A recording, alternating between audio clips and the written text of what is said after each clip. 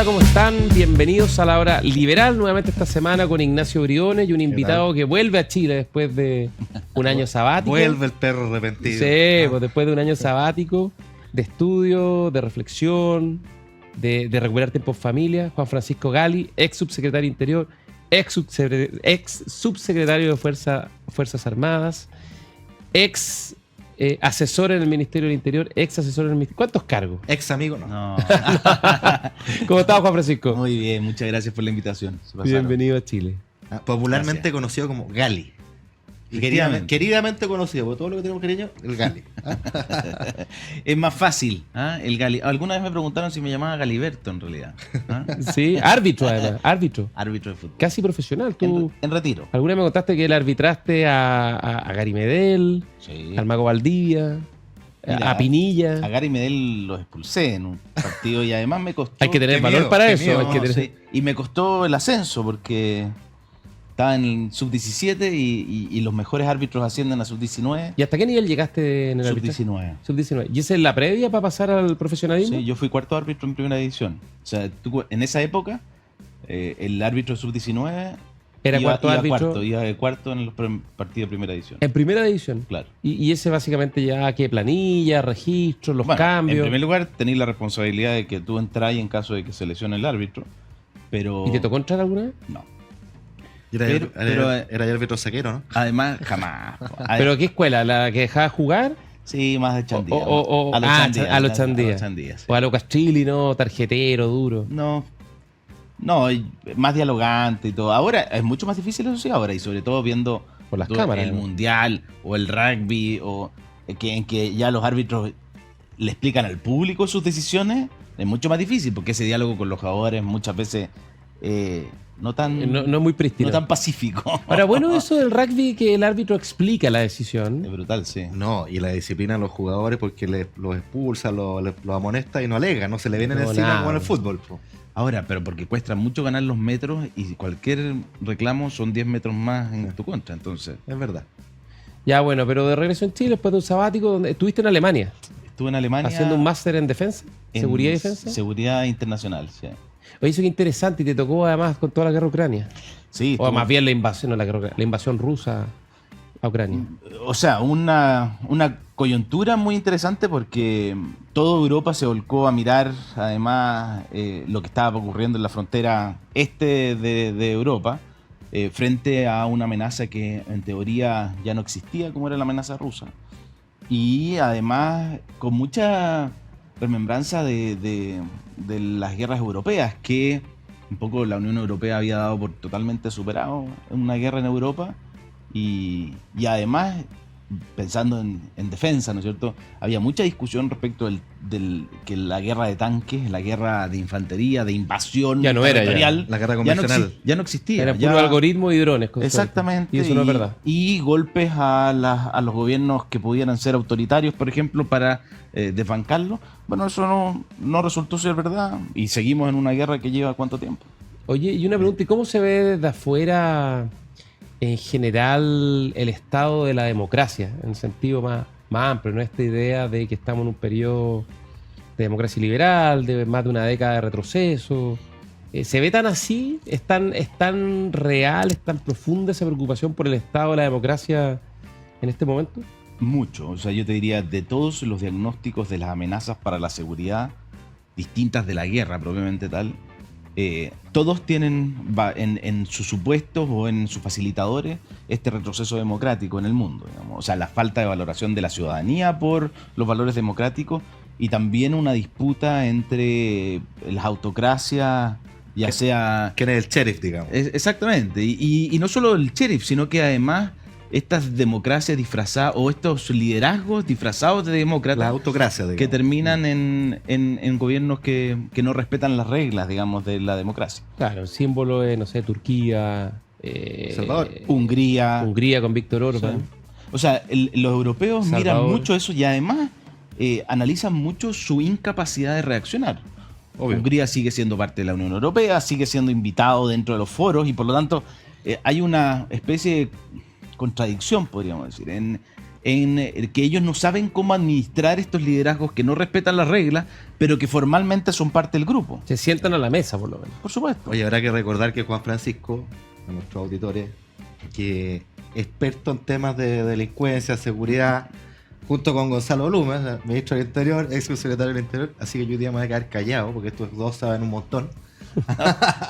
voy a te huelga. Te voy a decir que huelga. tienes harto que decir, porque todo el tema crimen organizado, que me tocó verlo, tiene mucho que ver con economías ilegales. Oye, por supuesto. Y finalmente, la forma de atacar el crimen organizado es atacar esas economías, esos mercados ilícitos, y no detener a los actores necesariamente. Seguir la ruta del dinero, que fue un concepto que patenté yo cuando fui Efectivamente. candidato, digamos. Y no solo la ruta del dinero de dónde queda ese dinero que es producto de el negocio ilícito, sino también cuáles son los incentivos económicos detrás de que exista este negocio ilícito. Oye, nosotros, esta va a ser quizás mi única contribución en este debate, nosotros en Horizontal, el centro de estudios que cofundé el 2012, Gonzalo también es miembro del directorio, hicimos una estimación de cuánto le cuesta a Chile el aumento en la criminalidad y la delincuencia, y nos da un número bien grande, fíjate, casi un punto del PIB. Grande, pues, un impacto grande que se traspasa en Es algo un que la costo, gente... un costo anual, digamos, ¿no? Sí. O sea, valor presente de eso, sí. muchos puntos del Claro, PIB. son 3.000 millones, o sea, es harta plata, digamos, y intuitivamente, más allá de las fórmulas de sentido, porque por un lado pensemos en las actividades productivas, en un comercio de pequeño. Esa persona tiene que gastar en seguridad, que no hubiera tenido que hacer ese gasto si no tuviera esa delincuencia. Tiene que cerrar más temprano. Pensemos en los transportistas, por ejemplo, la gente de los puertos me contaba que antes funcionaban 24/7. Claro. Hay turnos de noche y hoy día no se hacen porque los camioneros con razón se oponen porque los asaltan. Y así suma y sigue. Entonces esto tiene costos para la economía, más allá además del costo gigantesco para las familias que se sienten inseguras, que no pueden salir con tranquilidad de su casa, jugar, a caminar. En fin, ¿no? Horarios, cambios los horarios. Entonces, bueno, dejo mi Oye, contribución ahí. pero yo creo que Ignacio lo introdujo bien, ¿no? Estamos viviendo una crisis de seguridad, yo creo que decirlo con todas sus letras, es grave.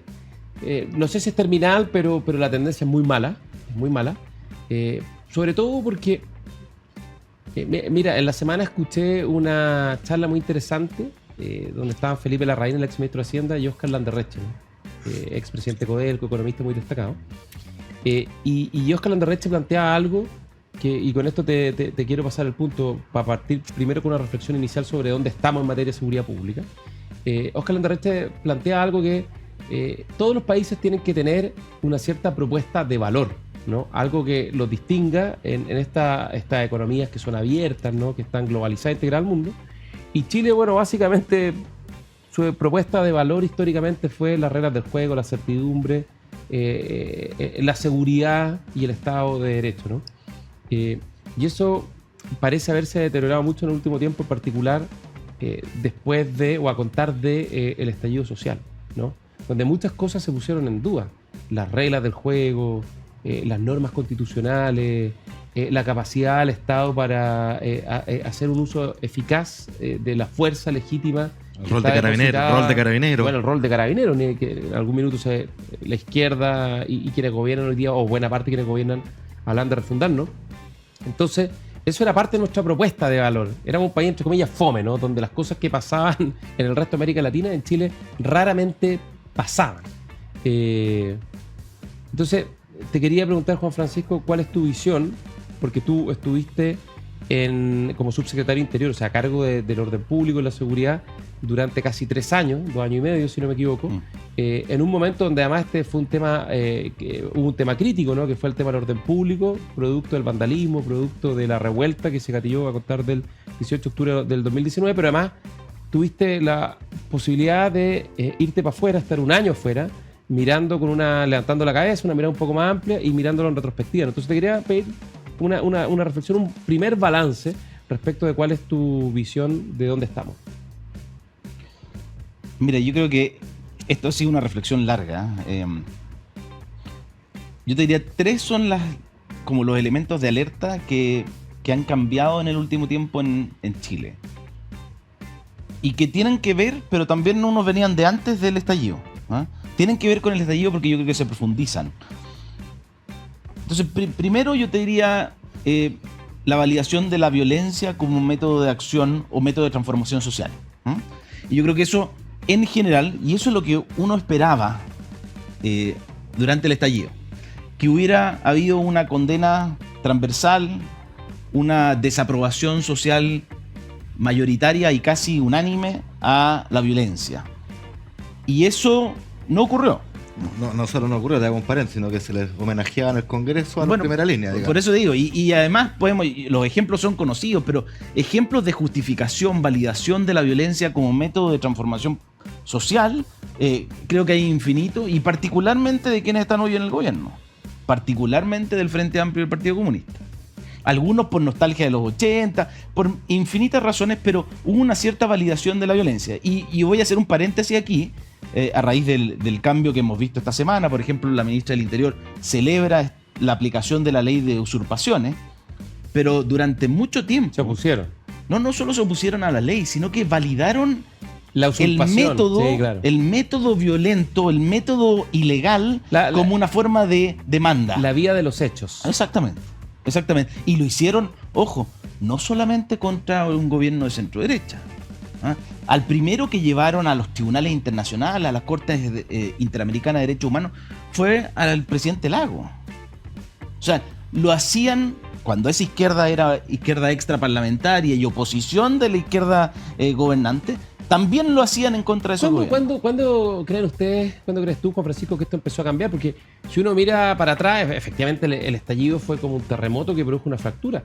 Pero si un par de meses antes se oponían a la ley de aula segura y validaban los overoles blancos, incluso las protestas del 2011, 2012, lideradas por Gabriel Boric, por Giorgio Jackson y Camila Vallejo, estaban los encapuchados, se negaron a entregarle al Estado herramientas para abordar este fenómeno de los encapuchados en las marchas, que es como la génesis o los antecesores de las primeras líneas, los overoles blancos, ¿no?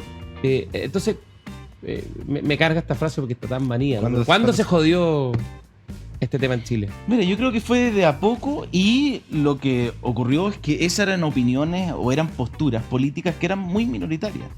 Eran muy poco validadas por la clase política en Chile, hasta que se sintieron que eran los líderes y que eran capaces de liderar las transformaciones en Chile.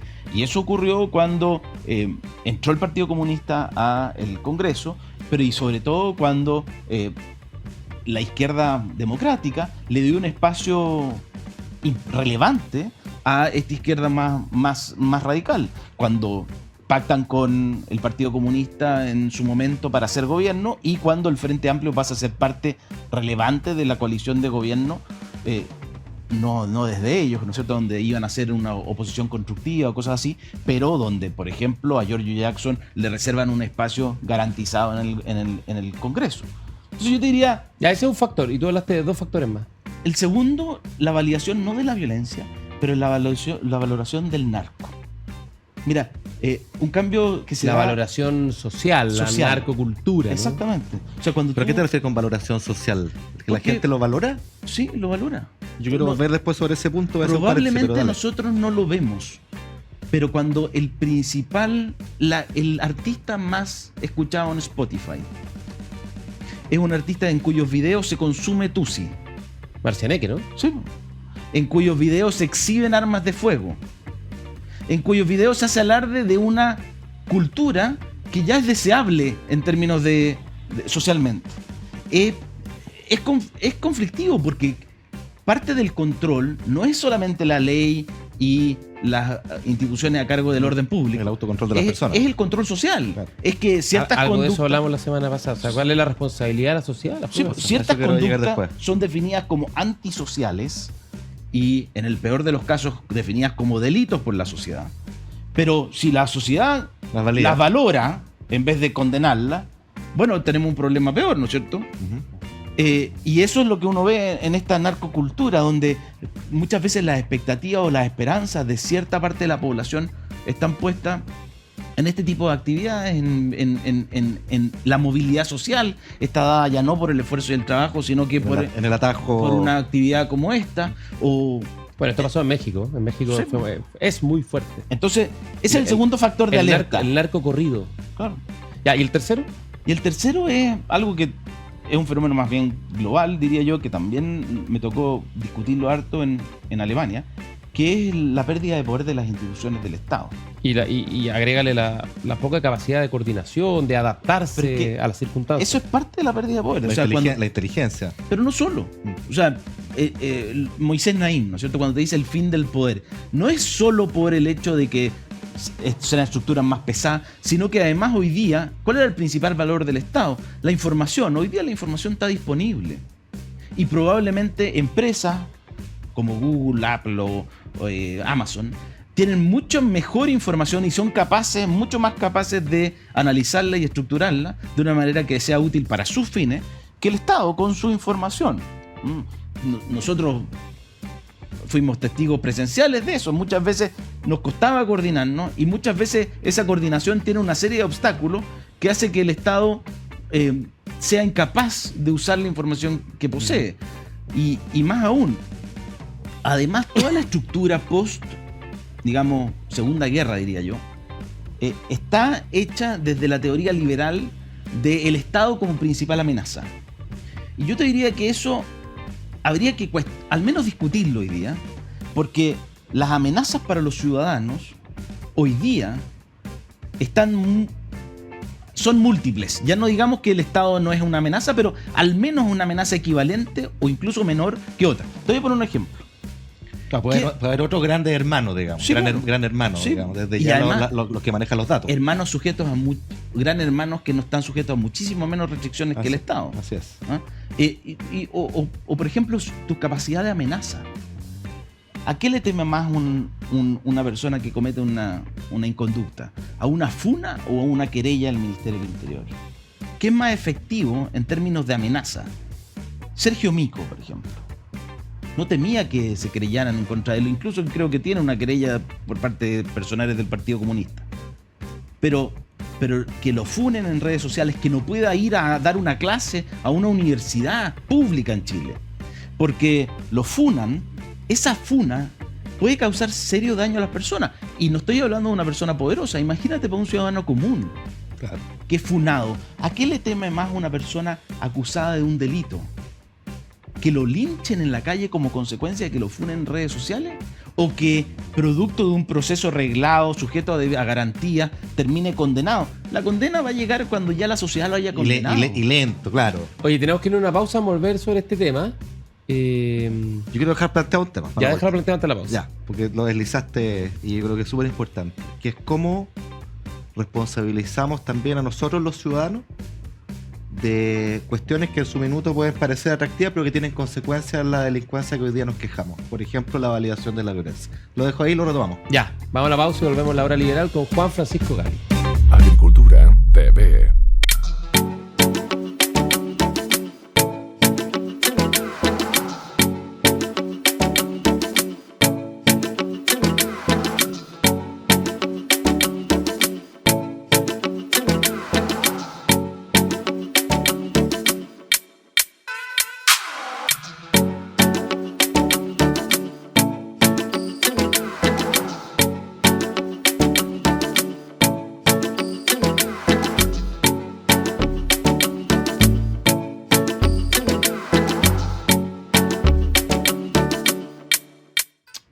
De regreso en la hora liberal con Ignacio Briones, con nuestro invitado Juan Francisco Gali, ex subsecretario de Interior. Estamos hablando de cuánta responsabilidad hay en las personas, ¿no? En todo esto que está pasando también en, hasta cierto punto, tolerar conductas reprochables, inconductas, como dijiste tú, o conductas que tuercen, vulneran o se saltan la ley.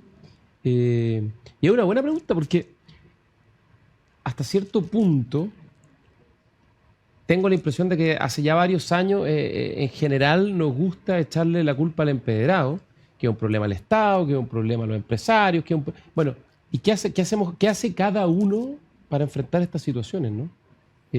Obviamente no son las personas las llamadas a enfrentar la delincuencia, ni mucho menos enfrentarse con los delincuentes. Pero sí, por ejemplo, un poco lo que tú decías, desde el punto de vista más cultural, el validar ciertos hábitos, Oye, yo lo ciertos gustos musicales. Pero más allá de eso, yo lo complemento con, recordemos que en pleno octubrismo, las encuestas mostraban un altísimo porcentaje de aceptación y validación, uno, de los saqueos. La gente encontró que está bien. El uso de la violencia como mecanismo de protesta, y condenaban No, y el desprecio carabinero. el uso de la fuerza por carabineros. Sí, el desprecio Entonces, carabinero. lo que quiero plantear es que esas cuestiones tienen consecuencias, porque al final uno tiene que entender lo siguiente: la inmensa mayoría de los políticos, a mi juicio, son como los conductores de matinal. Olfatean qué es lo que está en el ambiente y se transforman en aquello. Entonces, cuando uno ve que la población en un momento dado tiene ese sentimiento, el político hábil lo toma y lo lleva a su discusión pública. Y hoy día estamos enfrentando los costos de ese octubrismo, de ese desprecio por el uso legítimo de la fuerza, por la no condena a la violencia. Entonces tiene consecuencias, tenemos que hacernos cargo los ciudadanos de nuestras actitudes, ¿no? Oye, quiero agregar una cosa a lo que dice Ignacio y le damos inmediatamente la palabra a Juan Francisco, pero él conoce esta anécdota porque la hemos conversado muchas veces. Yo recuerdo pocos días después del estallido, ¿no? Por ahí por noviembre del 2019. Me acuerdo, me gustaba siempre ir, cuando ya estaba en el Ministerio del Interior, ir en auto y le pedí a mi conductor, que no le gustaba mucho, ¿no? Especialmente a mi escolta, eran carabineros, que pasáramos por las zonas donde se producían las protestas, ¿no? Obviamente no se podía pasar a la protesta, pero al día siguiente o un poco antes para evaluar la situación, tratar de verla in situ, ¿no? Y me tocó pasar un día temprano en la mañana, después de una jornada en la tarde, la noche anterior, de mucha violencia en la Plaza Italia. Y al pasar por ahí habían dos personajes, digamos, con chalecos amarillos, cortando el tránsito y cobrando peajes a las personas por atravesar un espacio público como es la Plaza Italia, la Plaza Baqueano. Y por supuesto eso me causó mucha molestia, mucha indignación. Lo conversé con el alto mando de Carabineros, le planteé derechamente que eso era absolutamente inaceptable, que cómo, o sea, uno entendía que eso podía, que no está bien, digamos, pero que Carabineros no tiene capacidad para controlar en todos los semáforos, en todas las esquinas de Chile, que no haya un bandido, digamos, que se quiera tomar el espacio público, especialmente en ese momento, pero que era inaceptable que pasara en el centro neurálgico de la ciudad, por donde transitan millones de chilenos día a día, y que por lo tanto esa cuestión no podía ser. Y la respuesta que me dio me dejó helado, porque me dijo, mire, ministro, si nosotros obviamente estamos muy conscientes de eso, y me encantaría poder hacerlo inmediatamente. Pero en este momento, acuérdense, estamos hablando de noviembre del 2019, post-estallido, si yo mando 2 carabineros o carabineras de a pie a la Plaza Italia, que son policías de tránsito que tienen que mandar, no fuerzas, policías de tránsito que controlan el tránsito, a tomar detenidas a estas personas, cursarles una multa y restablecer la normalidad, dice, la gente los va a matar. Porque si yo saco a mis carabineros en este momento de la calle, la gente los insulta, los escupe, los apedrea y corren un riesgo real. Por lo tanto, yo, si hago esto, yo estoy exponiendo la integridad física de mis carabineros. Y ahí uno se hace la pregunta que es la que tú dices, Ignacio, ¿no? Bueno, ¿quién insultaba en ese momento? Esto era las 8 de la mañana, de un día laboral, ¿no? ¿Quién insultaba? ¿Quién agredía a carabineros? Los encargados de protegernos frente a los delincuentes. No eran anarquistas, no eran barras bravas, no eran narcos. Oye, eran los ciudadanos de a pie que transitaban por la Plaza Italia. Y eso ocurría en noviembre del 2019. Entonces, cuando nosotros hoy día reclamamos por el grave retroceso y deterioro que ha tenido la seguridad, bueno, preguntémonos nosotros cuánto contribuimos a eso, digamos, al minusvalorar, menospreciar y no apoyar el rol tan fundamental que tienen las policías y en particular Carabineros para proteger nuestra seguridad, ¿no? Mira, yo te diría que ahí hay un debate grande sobre legitimidad de las instituciones, confianza de los chilenos en sus instituciones.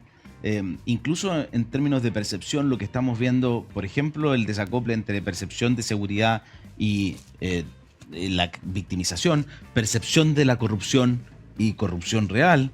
O sea, cuando uno ve, los chilenos en general consideran que nuestra situación es mucho peor. No, todo está corrupto. Todo está corrupto, estamos en la peor situación. Sí, somos autoflagelantes. Incluso, o sea, cuando uno ve las estadísticas, ve que hay mayor percepción de inseguridad en Chile que en México y en Colombia. Entonces, tú digas decir, ¿es que acaso esa sociedad ya se acostumbró a sus niveles de inseguridad y por lo tanto una buena noticia que nosotros no estemos acostumbrados? Pero también desde el otro punto de vista, no es una buena noticia que la gente viva con esa percepción de inseguridad porque cambia su calidad de vida. O sea, finalmente cambia las conductas. Lo que muestra la encuesta Paz Ciudadana es que la gente modifica sus conductas como consecuencia de su percepción de inseguridad. Las modifica para mal. Para mal, deja de salir. Temprano, sube la reja, Exactamente. deja de socializar, deja de ir a la plaza, al parque. Los niños no salen a la calle, etcétera, etcétera. Incluso hay un ¿Cuánta gente, por ejemplo, ahora no transita por la autopista a ciertas horas por temor a un portonazo, una encerrona? Sí, claro. Ya, eso es lo primero. Lo segundo, yo te diría, tiene dos caras. Uno, algo que conversamos en su momento, deberíamos tener algún avance de tener una cierta cultura del error, es decir, de aceptación del error, de saber que cuando estamos en la implementación y no somos solamente opinólogos, cuando estamos ejerciendo cargos o tomando responsabilidades, hay una probabilidad cierta de error. Entonces, la única posibilidad de que tú no cometas nunca un error es que no hagas nunca nada. Tal cual. Y por lo tanto, hay que desarrollar esa cultura del error que está bien poco desarrollada en nuestra cultura. Somos bastante fáciles de condena fácil. Y eso tiene una contracara, que es que en general somos muy duros en el juicio. Somos duros como oposición, somos muy duros respecto de los gobiernos, ya sea cualquiera que esté en la oposición, y además como ciudadanos somos muy duros con nuestras autoridades, y eso también se refleja en la falta de confianza. Ahora, pero una pregunta, Juan Francisco, porque ¿cómo le pedimos a la gente que entienda esto? Digamos que es súper racional, cuando lo que está viendo todos los días, y ya ni siquiera en la noche el noticiario, ¿no? Si en tu WhatsApp te entran las imágenes de los secuestros, de los desmembramientos, una cosa que en Chile no se veía, te llegan las noticias y te dicen, ¿sabes qué? La semana pasada conocimos el índice de victimización de la NUS, la Encuesta Nacional de Seguridad Ciudadana, que hace el INE, el instrumento oficial para medir la seguridad en Chile, y la delincuencia medida por el índice de victimización subió muy fuerte, Sí. de 16 a 21%, número grueso. La mayor alza. Y lo que es más complejo, ¿no?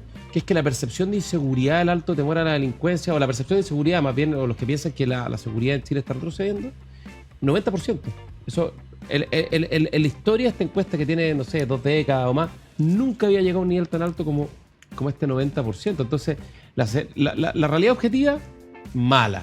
Aumento de los delitos graves, aumento del crimen organizado, aumento de los homicidios, y la percepción, como tú decías, más subjetiva, que hace que en el fondo uno viva con temor, con angustia, y que cambie su hábito y deteriore su calidad de vida, Aún más mal. muy mala. Entonces, da la impresión de que no hay tiempo y que si no lo hacemos rápido, aquí nos va a entrar un populista con la solución Mágica. fácil, la vuelta corta, digamos, para resolver los problemas, que puede terminar no solo generando un problema, digamos, político, social, sino que puede terminar afectando gravemente las libertades de los chilenos. Ya, porque lo primero ahí es que hay que asumir los dos problemas, ¿no? La realidad objetiva y la subjetiva. Claro. Y no tratar de encontrar culpables como si no tuviéramos control sobre eso. Mira, se han hecho estudios sobre percepción, y quienes más sienten temor son quienes han sido víctimas de un delito o han sido testigos de un delito. ¿Cuál es el problema? Que hoy día con redes sociales todos somos testigos. Claro. Todos hemos visto, yo lo vi, me llegó el video y yo lo vi cómo cometían el delito. Entonces hoy día somos testigos, Y mucho víctimas. más testigos. Y víctima al mismo tiempo. Y claro, y por lo tanto nos sentimos victimizados y por lo tanto nos sentimos atemorizados. Y eso no tiene nada que ver, y por eso creo que hay que parar con ese discurso de los medios o la parrilla. No le puede echar de- la culpa al empedrado. Exactamente. Entonces, pero sí hay políticas que hacer que son distintas a combatir el delito para mejorar la confianza de los ciudadanos A ver. en que, En concreto, ¿qué se puede hacer en ese frente? bueno, primero generar políticas que la gente entienda que hoy día recibe más información, que no necesariamente esa información, esos hechos antes no ocurrían, y que, por ejemplo, tener más información respecto de la ubicación de los delitos. Es decir, que darle más información a la ciudadanía respecto de dónde se cometen esos delitos, por qué ocurren y qué tipo de políticas estamos desarrollando para evitar esos delitos. Que pueden ser, lo que partimos conversando, ¿no es cierto? Es difícil vincular el atacar los mercados ilícitos con el portonazo. Pero el esfuerzo político debería ir en decirle, mire, ¿sabe qué? A usted le roban el auto, porque ese auto es valioso para ciertas organizaciones criminales. ¿Qué hacen esas organizaciones criminales con ese auto robado? Lo desarman, lo utilizan para cometer otro delito, o lo clonan o lo venden, o lo exportan ilegalmente. Entonces, cuando yo le digo, nosotros vamos a combatir el mercado ilícito de los vehículos, estoy combatiendo los portonazos. Y Así es, están integrados. exactamente. Ahora, y por lo tanto, no necesariamente le tengo que decir a la señora que la mejor política es acompañarla cuando ella se está subiendo al auto o está en la carretera, sino más bien que la mejor política es atacar el mercado ilegal de los vehículos. Ahora, cosas que además se pueden hacer en la práctica, que lo ha hecho algunas comunas del sector oriente, Vitacura, Lo Barnechea y Las Condes lo han hecho. Por ejemplo, un vehículo en las horas de mayor En los puentes, portonazo, los enlaces. en aquellos enlaces Oye, donde más se producen los Y delitos. dado que nombraste Vitacura, otra cosa que a mí me contaba la alcaldesa que ha sido muy exitosa es no solo tener cámaras, sino que cámaras de una tecnología tal y estar dispuesta de tal forma que te permitan tener una prueba irrefutable, de forma tal de cuanto el tipo lo aprendan, efectivamente la prueba sea válida y pueda terminar preso, digamos. Y eso parece que no está en muchas comunas. ¿Ah? Y además, mira, yo te diría ahí también dejar de pensar solo en el sistema procesal penal como la solución frente a los delitos. Finalmente también el ciudadano se ve desesperanzado porque la única respuesta estatal frente al delito es el proceso penal. Ujú. Entonces, y el Que además proceso- llega mucho después, llega Mucho tarde, a veces no exactamente. llega. Y por eso la prisión preventiva es una demanda ciudadana tan importante. Porque yo quiero ver al tipo que me asaltó, porque yo sé quién me asaltó. Yo sé que lo detuvieron y por lo tanto yo quiero que lo metan preso al día siguiente. No después de un proceso después de 2 años. Que lo metan preso al día siguiente. Entonces después van a venir todas las teorías, sí, pero esa persona es inocente hasta que se pruebe lo contrario. Efectivamente, pero para el ciudadano ese debido proceso constituye una injusticia subjetiva. Ya, pero hablemos de cosas bien concretas. Porque hoy día hay cosas que no las podemos cambiar al corto plazo, pero hay cosas que yo creo que sí se pueden hacer al corto plazo. Por ejemplo, yo tengo la impresión de que en el corto plazo, algo que se puede hacer mucho mejor, a propósito de lo que mencionaste tú del proceso penal, es que hoy día hay una sensación de maltrato o desatención por parte del Estado cuando uno es víctima de un delito, ¿no? Tú sufres un delito y no vuelves a saber ni de la fiscalía ni de los carabineros en mucho tiempo más o quizás nunca, ¿no? Y te quedas con la sensación de desamparo. Yo creo que eso urge arreglarlo por una razón, porque creo que cuando uno es víctima de un delito, la sensación de injusticia necesita ser tomada en consideración y necesita ser recompuesta, reparada, esa grieta, esa fractura, esa herida que se le produce a la persona. Entonces, ahí hay un tema que el Estado yo creo que no está respondiendo bien, porque el Ministerio Público, lo sabemos bien, representa los intereses del Estado y no de las víctimas. Así es. Y quienes son víctimas del delito, generalmente, especialmente quienes son personas menos recursos, quedan en una situación de desamparo y en el fondo se produce una suerte de daño colateral, revictimización, que es muy feroz y que la institucionalidad hoy día no se hace cargo. Pero fíjate que O sea, te lo pongo como pregunta. ¿Estás de acuerdo con la idea de una defensoría de las víctimas? ¿Te hace sentido algo así? yo separaría la institucionalidad de la solución. Yo creo que sí tiene que haber un acompañamiento por parte del Estado, pero yo creo que lo más efectivo en ese caso es lo que está más cerca al ciudadano. Ojalá fuera un servicio municipal, ¿te fijas? El que acompañara a la víctima en la atención. Ya, pero tiene que Si haber es algo que se haga cargo de esa parte. Si es que Obviamente el mejor delito es el que no se comete, digamos, pero una vez que se comete, No, por eso digo, pero el que acompaña a la víctima, ojalá esté lo más cercano posible, para que pueda llegar con esa solución lo más customizada posible, o sea, que sepa dónde le duele a esa víctima. evitar la sensación de desamparo. Eso es muy Exactamente. feroz cuando uno es víctima. No, y además, ahí tenemos un problema que de nuevo es de conocimiento o teórico o institucional. Fíjate que algunos teóricos del proceso penal dicen que el Estado expropia a la víctima de su conflicto y lo asume como propio. ¿No? Entonces, ¿por qué un delito? El delito se comete contra la sociedad y no contra la víctima solamente. Y por eso mismo, la víctima pasa a ser irrelevante, incluso un testigo más para efecto del proceso penal. Y el problema que produce eso es que la víctima se siente... Desafección. Absolutamente. O sea, el sistema no está trabajando para mí, que yo fui el dañado. Espera, Incluso pensar en reparación. Una pausa, Uy, ¿por Vamos. qué? ¿Por qué? No, está tan porque bueno. corre muy rápido el tiempo y me empiezan a retar a Yo mí. tengo preguntas específicas. Deja la pregunta y nos vamos a la pausa. No, la vuelta. Ya, vamos a Que la tengo pausa, tres. a la hora liberal y volvemos con Juan Francisco Gala, Ignacio Briones. Agricultura TV.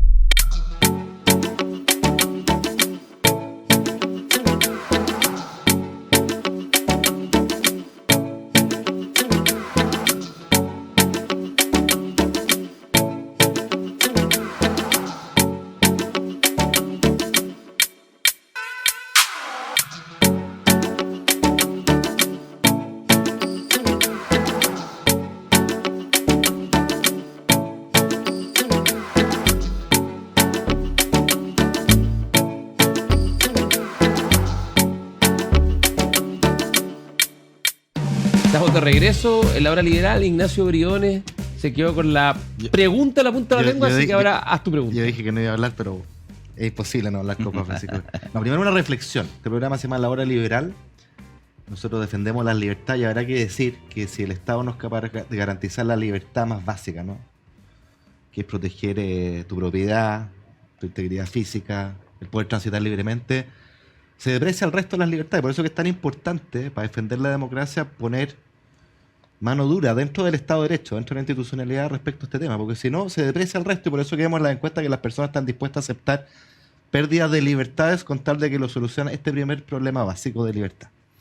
Pero la pregunta yo te quería hacer súper llevando la pelota al piso, que muchas personas se preguntarán. Número uno, lo hablamos con el senador Felipe Castaca. Primera medida, ¿por qué en las cárceles todavía no se controla el uso de celulares o se bloquea, se inhabilita increíble de forma tal de no tener una agencia de delincuentes dentro de las propias cárceles? Eso es número uno. Número dos, y con esto me callo, las personas creo que se ven muy frustradas al conocer que muchos de los delincuentes de portonazo, etcétera, cuando los aprehenden, son tipos que tienen residencia no de una vez, 25, 20, 30 veces. Así es. Entonces se pregunta, bueno, ¿en qué parte del proceso está fallando que este gallo no está preso? O sea, lo que eso sugiere es que entra y sale al tiro. ¿Por qué pasa eso? Entonces, dos preguntas cómo se bien corrige? concretas. ¿Y cómo se corrige? Mira, en primer lugar, yo creo que el debate debería ser también institucional. Es decir, ahí hay grupos de interés que se han opuesto a este tipo de medidas permanentemente. ¿Quiénes? Desde asociaciones de funcionarios en gendarmería. ¿Ya? ¿Por qué? Porque tenemos un problema. Fíjate que un exdirector de... ¿Es un problema, los ¿es un teléfonos. problema de corrupción? Sin Esto para duda. los teléfonos, dices tú, Sin ¿no? duda. Ya, a ver, Pero cuéntanos eso, porque mira, es importante. hay un ex director de gendarmería que ponía un ejemplo muy brutal. El año 2020, producto de la pandemia y las cuarentenas, no hubo ingreso de visitas a las cárceles. Y se duplicó la incautación de drogas. ¿Cómo entraba esa droga a las cárceles? Claro, Claro. es un buen punto. No hubo visitas, ni una visita producto de la pandemia. Si la pandemia fue un gran experimento, digamos, Bueno, pero ahí tenemos obviamente foco. todas las consecuencias sanitarias y todo, pero para muchas políticas públicas fue un muy buen Ya, experimento. pero porque- básicamente entonces es un problema de corrupción. Entonces ahí interno tenía un en foco de Gendarmería. acción concreto. ¿Por qué pero no se sin habla lugar de a- eso? ¿Por qué no se barre con la escoba? Bueno, ¿por qué? Porque tenemos grupos de presión que son Ya, pero poderosos. es un problema político. El ministro de Justicia tendrá que dar la instrucción y se hace nomás. Pero efectivamente, bueno, pero nosotros respondemos a grupos de presión muchas veces. Bueno, O supongo. los presos son grupos de presión, lo queramos o no. Ya, pero- muy respaldados, por ejemplo, por cierta técnicamente- academia. Incluso, recuérdenlo, en la antigua convención, En la fracasada convención. una de las agendas más poderosas que se impulsó, o sea, en la pasada, una de las agendas más poderosas impulsadas por muchos actores políticos es darle el voto a los presos. Y la verdad es que puede ser un debate respecto de los teóricos de la democracia, pero efectivamente esa debió haber sido nuestra prioridad número 100 si es que estábamos hablando de los regímenes penitenciarios. Y más todavía hoy día, porque hoy día lo que se habla en el mundo, particularmente donde hay presencia del crimen organizado, es que la cárcel, más que ser una solución, pasa a ser un riesgo para el Estado. Son en las cárceles donde se organizan. Bueno, se juntan todos, se coordinan, Bueno, se sí, organizan. y además, las cárceles pasan a ser lugares de protección para organizaciones criminales para no ser vulneradas por otras. Oye. Y ahí te voy a poner dos ejemplos. El líder del Tren de Aragua operaba desde una cárcel en Tocorón, en Venezuela. Pues el mejor ejemplo es Pablo Escobar, Bueno, sin duda. Sí. que bueno. tenía una cárcel de lujo que era su headquarter de. Y te voy a poner un del ejemplo cartel de, mucho más de local, Medellín. una señal de alerta, pero hace una par de semanas atrás, un preso sale libre en una cárcel en En Concepción Concepción. y lo creían a Salía y a su pareja. Sí. Y exactamente. Eso no puede ser más que una señal de que esa persona estaba mucho más segura dentro de la cárcel que afuera de la cárcel. Y Oye, pero ¿qué se adicionalmente, perdón, que delataron desde adentro de la cárcel que a la hora que salía, Bueno, al momento, porque sí, lo estaban esperando. hay ¿no? un Pero montón de Juan cosas. Entonces, Juan Francisco, pero ¿qué se requiere concretamente? ¿Instrumento preciso? Si yo quisiera mañana prohibir el uso de celulares y bloquear la señal, ¿es una ley? ¿Es un decreto del ministro de Justicia? ¿Qué es lo que es? es un decreto. Es una licitación es un- que- sí, una medida administrativa Ya, que la hable puede de- tomar el gobierno ahora. asumiendo los riesgos y costos. ¿Por qué nosotros sin en lugar a nuestro dudas. gobierno no la tomamos? Pregunta difícil. No, a ver, ¿por qué? Porque en primer lugar los grupos de presión actuaron y en segundo lugar había un problema tecnológico que era que esa señal en las cárceles que estaban dentro de los conos urbanos producían efecto para los vecinos, que es otro grupo de presión, ¿no? Y además un grupo de presión muy sensible, porque si tú quieres seguir construyendo cárceles y quieres seguir teniendo recintos penitenciarios que estén... Ya, pero hay cárceles, hay cárceles que están alejadas de las zonas urbanas, como la cárcel de Rancagua, No, como la cárcel de Valdivia. muchas de las cárceles concesionadas tienen sistemas de bloqueo y no operan celulares. Ahora, lo que pasa es que hay que tomar decisiones que son costosas políticamente. Y efectivamente ¿Pero por qué? depende... ¿Pero dónde está el costo político? Vamos al grano. ¿Cuál es el costo político? No, los grupos de presión, los vecinos, los presos, los familiares de los presos, los gendarmes. Pero Para probablemente- todos es probablemente- inconveniente. 180.000 pesos le pagan a un gendarme para entrar en un celular. Pero cuando tú querías, probablemente hacer por una la línea, corrupción. cuando tú querías hacer una línea de metro, también se oponen los vecinos y sin embargo sí la línea de metro porque es bueno para el bien común, ¿no? Hay muchos beneficiarios de Entonces, la línea de metro. Aquí no hay, claro, aquí no hay beneficiarios. No, pero también mira, gente es, eso. es impresentable, esa es la verdad. Es indefendible e impresentable. Y ahí tenemos una medida. Y una autocrítica. Sí, claro. Ya, y la puerta giratoria que preguntó Ignacio. ¿Cómo se tranca? Una promesa antigua, dice tú. Sí, sí. Y segunda autocrítica, Sí, digamos. sí. Bueno, Felipe Cas nos explicó, él tiene un proyecto de ley que básicamente lo que hace es endurecer la aplicación de las cautelares cuando un tipo es reincidente o tiene aprehensiones policiales anteriores. Ya, pero eso requiere una política que es harto más compleja que esa. Porque si vamos a tener más presos, Hay que tener más cárceles. hay que tener más cárceles, y además si vamos a tener más, o sea, dadas las circunstancias del crimen organizado y las características de las cárceles en este contexto nuevo de complejidad delictual, entonces las cárceles tienen que ser segregadas. Tú tienes que tener Ya, y cárceles eso- para eso ningún malos, gobierno muy lo ha malos. enfrentado. Sí, ¿Sabes cuál es el problema de fondo? Nosotros hicimos Exacto. Santiago 1 Claro, segregado. pero eso, Perfecto. ¿sabes cuál es el problema de eso? Que la verdad hay que decirlo y para ser bien sincero y transparente con la gente, ningún gobierno quiere hacerse cargo de ese tema porque es puros problemas, porque trata de construir una cárcel en cualquier lugar de Chile, todo el mundo de esa zona se te va a ir en contra, partiendo por los parlamentarios de esa zona, y en segundo lugar porque tú inicias un plan de cárceles y se va a materializar de años después, entonces Así es. el rédito político es muy bajo. Así es. Entonces el problema de fondo que tenemos en Chile es el cortoplacismo, Así los es. gobiernos cortos de 4 años donde no somos capaces de hacer políticas de Estado. Es un drama Claro. de la historia reciente de Chile, los últimos 15 años. Oye, y por eso que yo creo que en la honestidad de esta conversación, porque de eso se trata, y acá hay que hablar con la verdad siempre, yo creo que es muy importante decirle a quienes nos escuchan que acá no hay soluciones mágicas. Y uno escucha mucho sheriff, no, que yo voy a acabar en 2 minutos. Me recuerda a Fasá cuando decía voy a terminar con la UEF. Si eso es puro cuento. Acá lo único es ponerse a trabajar duro hoy día y explicarle a las personas que una hoja de ruta cuyo resultado va a empezar a ver en 2, 3, 4, 5 años si lo hacemos bien. Pero lo otro es mentir. Y lo otro que hay que pensar, Ignacio y Juan Francisco, que tal vez algunas cosas las vamos a tener que hacer de manera distinta, porque con gobiernos cortos de 4 años, estas medidas impopulares que toman mucho tiempo, no se van a poder hacer.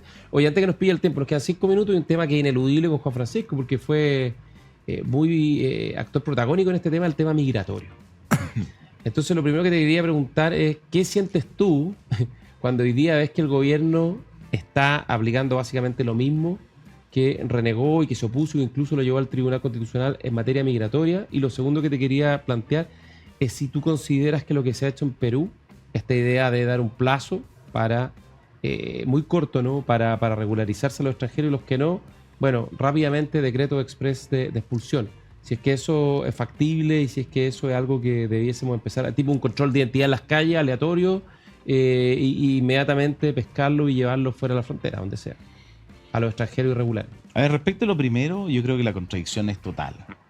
Es total. El actual gobierno y los miembros del actual gobierno y los partidos políticos del actual gobierno eran los adalíes de la migración como un derecho humano, que nosotros lo que hacíamos cuando hacíamos expulsiones o cuando o los opositores de la actual ley de migraciones.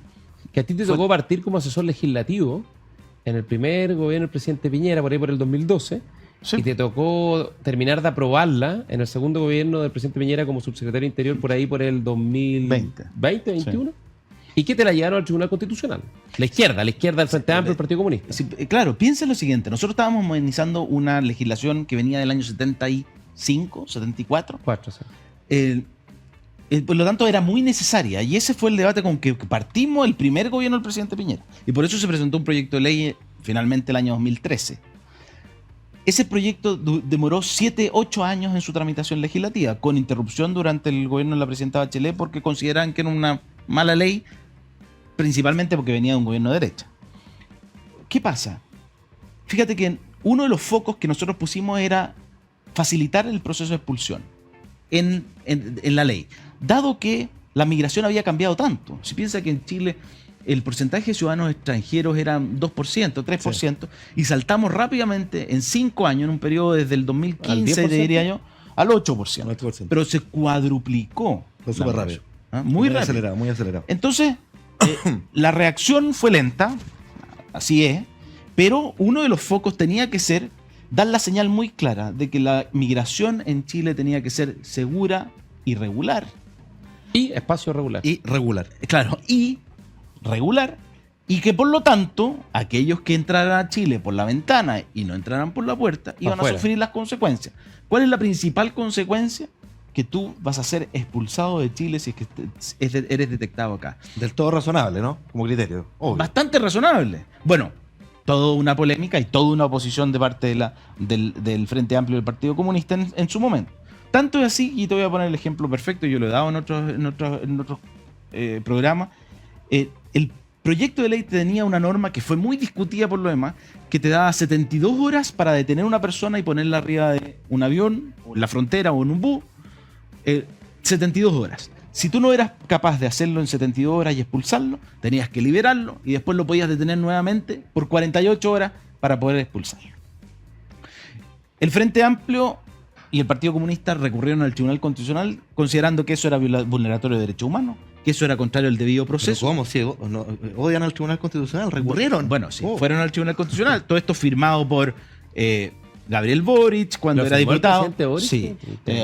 La ministra Vallejo cuando era diputada, el ministro Jackson cuando era diputado, la ministra Fernández cuando era diputada, el subsecretario Monsalve cuando era diputado, y ¿para qué voy a seguir? ¿Y es cierto que la Catalina Pérez con el ex diputado y actual subsecretario Interior te dijo que se arrepentía mucho de eso? No, entiendo que eso se lo dijo a los diputados, a mí no me... Ustedes cuando no. fuiste tú con Rodrigo Villa no les dijo que tenía algún arrepentimiento. Bueno, y te voy a sumar a alguien más. El abogado de ese recurso era Jaime Gajardo, actual subsecretario de Justicia. ¿Qué hicieron? Fueron al tribunal y el tribunal acogió ese recurso. Y dijo, no, 72 horas un exceso y 48 horas como máximo periodo de detención para poder materializar la expulsión. Obviamente eso hizo muy difícil la expulsión, tal como lo reconoce hoy día el director del Servicio de Migraciones. ¿Qué hizo el actual gobierno cuando se dio cuenta de esta imposibilidad? Ojo, se demoraron un año en darse cuenta. Porque antes me imagino que la ministra del Interior estaba preocupada de los vuelos que iban y venían de Venezuela, que esas ilusiones que tenían al principio del gobierno. En marzo del 2023, estamos hablando un año después de asumir el gobierno, presentan un proyecto que lo único que hace, tiene un artículo único, firmado por el presidente Gabriel Boric y por la ministra del Interior Carolina Toa, que lo único que hace es ampliar el plazo de 48 horas a 5 días, a 120 horas. Es decir, estamos hablando de que... exacerba lo que te criticaron, digamos. Pero no solo lo criticaron, lo anularon constitucionalmente. Exactamente, eso. Y el tribunal lo consideró inconstitucional. ¿Y cómo lo pudieron ampliar por decreto? No, presentaron un proyecto. Proyecto de ley, que se aprobó ya. Y que se aprobó. Y ahora es ley. Y espérate, y además para los que nos acusan de falta de colaboración, se aprobó con los votos de Chile Vamos. Y apuesto que con voto en contra de Aprobodignidad. No sé. Pero probablemente 2-1. Y además algo adicional, que si a alguien se le hubiera ocurrido como una medida obstruccionista recurrir al Tribunal Constitucional, se hubiese rebajado de nuevo. La misma razón, la misma disposición. Si estaba dado. Si 72 horas era inconstitucional, me imagino que 120 era más inconstitucional. Era más inconstitucional todavía. Pero no hubo recursos porque entendemos que se requieren esos plazos para poder materializar la expulsión y dar las señales correctas. Hablando de colaboración, porque acá el gobierno trataba de instalar de que la centro-derecha no colabora y porque no fueron a la reunión. Yo, desde la ignorancia en esta cuestión, pero yo entiendo que ustedes los convidaron por mail. Y la verdad que hemos estado, como ministro, sabemos que este tipo de cuestiones, el ministro personalmente llama por teléfono a la persona, no una vez, varias veces, porque la persona le dice, oye, sí, déjame ver, lo tengo que y uno lo vuelve a llamar hasta que logra juntarlo a todos. Hay una marcación personal. ¿Eso así? Y si es así, ¿cómo diablos el gobierno entonces hace una queja de que ustedes no concurrieron? Cuéntanos.